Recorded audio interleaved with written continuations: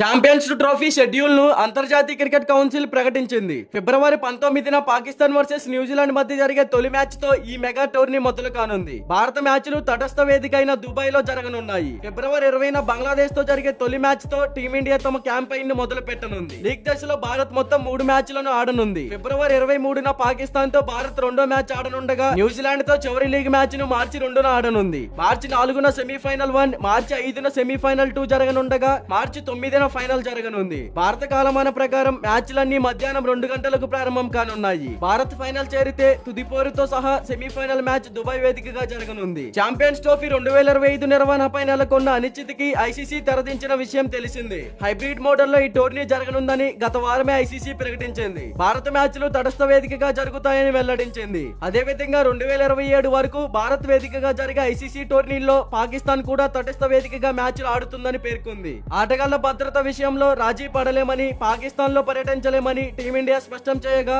Hybrid model కు పాకిస్తాన్ అంగీకరించలేదు. చివరకు భారత వేదికగా జరిగే ఐసీసీ టోర్నీల్లో తమ మ్యాచ్లను తటస్థ వేదికగా నిర్వహించాలని పాకిస్తాన్ క్రికెట్ బోర్డు కూడా డిమాండ్ చేసింది. దాంతో ఆ డిమాండ్ కు ఐసీసీ అంగీకరించడంతో పాటు ఓ మహిళా ఐసీసీ టోర్నీ ఆతిథ్య హక్కులను కూడా కేటాయించింది. అయితే ఛాంపియన్స్ ట్రోఫీలో భారత షెడ్యూల్ ఎలా ఉందో చూద్దాం. ఫిబ్రవరి 20న భారత్ వర్సెస్ బంగ్లాదేశ్ మధ్య దుబాయ్ లో మధ్యాహ్నం 2 గంటలకు మొదటి మ్యాచ్ జరగనుంది. అలాగే ఫిబ్రవరి 23న భారత్ వర్సెస్ పాకిస్తాన్ మధ్య దుబాయ్ లో మధ్యాహ్నం 2 గంటలకు రెండవ మ్యాచ్ జరగనుంది. అదే విధంగా మూడవ మ్యాచ్ చూసుకుంటే మార్చి 2న భారత్ వర్సెస్ న్యూజిలాండ్ మధ్య దుబాయ్ వేదికగానే మధ్యాహ్నం 2 గంటలకు జరగనుంది. మరి దీనిపై క్రికెట్ ఫ్యాన్స్ గా మీరేమంటారో కామెంట్ చేయండి. ఇలాంటి క్రికెట్ అప్డేట్స్ కోసం మన ఛానల్ ని సబ్స్క్రైబ్ చేసుకోండి.